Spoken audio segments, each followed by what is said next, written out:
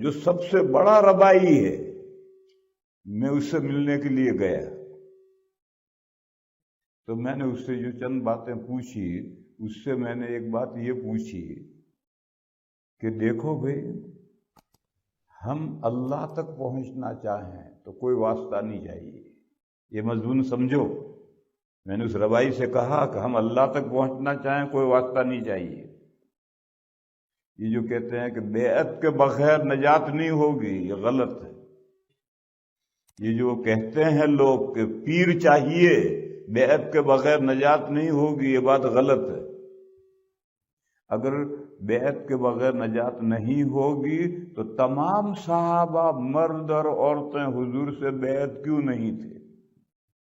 تمام صحابہ، تمام صحابیات حضور سے بیعت نہیں تھے، خاص خاص صحابہ اور خاص خاص صحابیات بیعت تھی۔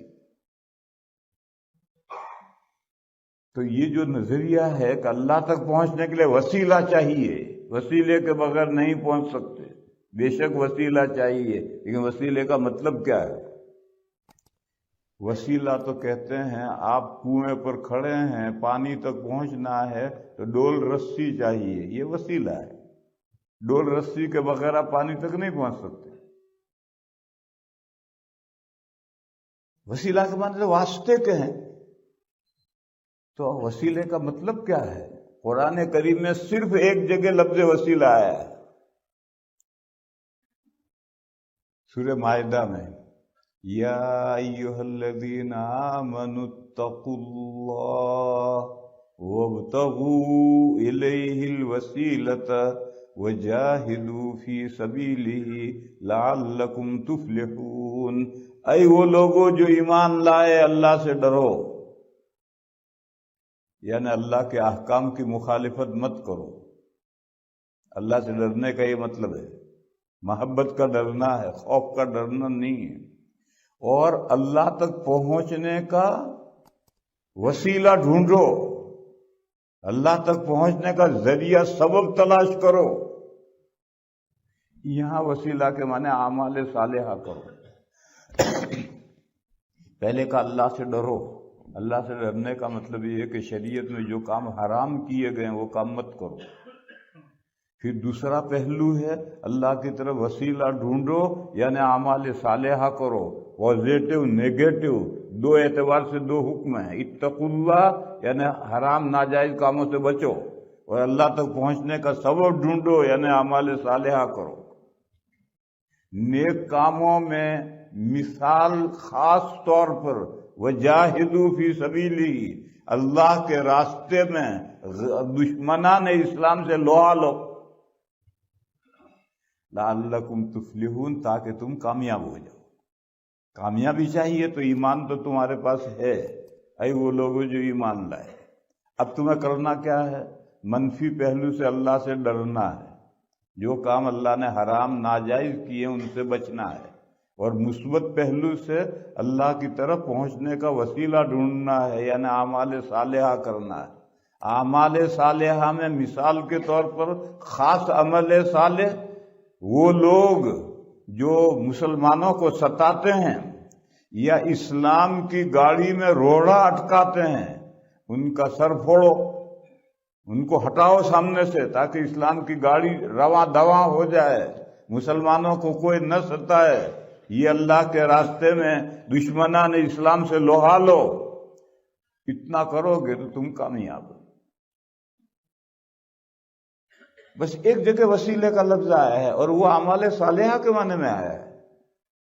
یہ سب باتیں میں نے اس ربائی سے نہیں کہی تھی، میں نے تو اسے اتنا کہا تھا کہ بندہ اللہ تک پہنچنا چاہے تو کوئی واسطے کی ضرورت نہیں، ایمان لاؤ، نیک عمل کرو، ڈائریکٹ اللہ تک پہنچو۔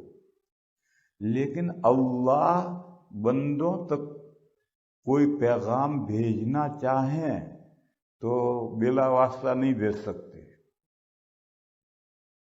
قرآن کریم میں ہے ما کان لبشر ان یکلمہ اللہ، اللہ کسی بشر سے، انسان سے رو در رو باتیں کریں، بشر میں اتنی طاقت نہیں۔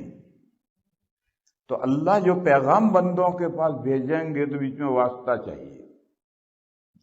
اللہ سے پیغام لیں گے جبرائیل فرشتہ لے کر، اور فرشتہ لا کر نبی کو وحی پہنچائے گا، پھر نبی سارے انسانوں تک وہ وحی پہنچائے گا، واسطہ چاہیے۔ تو میں نے اس سے پوچھا کہ آپ تمہاری جو تورات ہے، توراہ، یہ موسیٰ علیہ السلام کے ذریعے آئی، اور تم موسیٰ علیہ السلام کو تو اونلی معلم کہہ رہے تھے کہ اونلی ٹیچر ہے، تو واسطہ تو تم مانتے نہیں، تمہارے کلمے کا دوسرا جز تو ہے ہی نہیں، لا الہ الا اللہ تو ان کے یہاں ہے، الفاظ نہیں ہے، یہ مضمون ہے، مگر دوسرا جز کلمے کا ان کے پاس ہے ہی نہیں، موسیٰ رسول اللہ ہے ہی نہیں۔ تو میں نے کہا کہ تمہارے پاس یہ تورات آئی کیسے؟ تو سرپرائز حیرت میں رہ گیا، کہنے لگے جیسا ایک آدمی کہیں جاتا ہے، اس کو کوئی لیٹر پکڑا دیا کہ لے لیٹر فلاں کو پہنچا دیے، ایسا ایکسیڈنٹلی، یہی لفظ اس نے کیا کہ ایکسیڈنٹلی موسیٰ علیہ السلام کو اللہ نے تورات پکڑا دی کہ جاؤ میرے بندوں تک پہنچا دینا، دوسرا کلمہ کا جز ہی نہیں ان کے پاس۔ تو وسیلہ تو چاہیے، لیکن یہاں سے اللہ کی طرف جانے کے لیے اللہ کے وصل کے لیے وسیلہ نہیں چاہیے۔ اور جو خیال ہے کہ پیر کے بغیر اللہ تک کوئی نہیں پہنچ سکتا، وہ غلط خیال ہے۔ ہر بندہ ایمان اور عمل صالح سے ڈائریکٹ اللہ تک پہنچے۔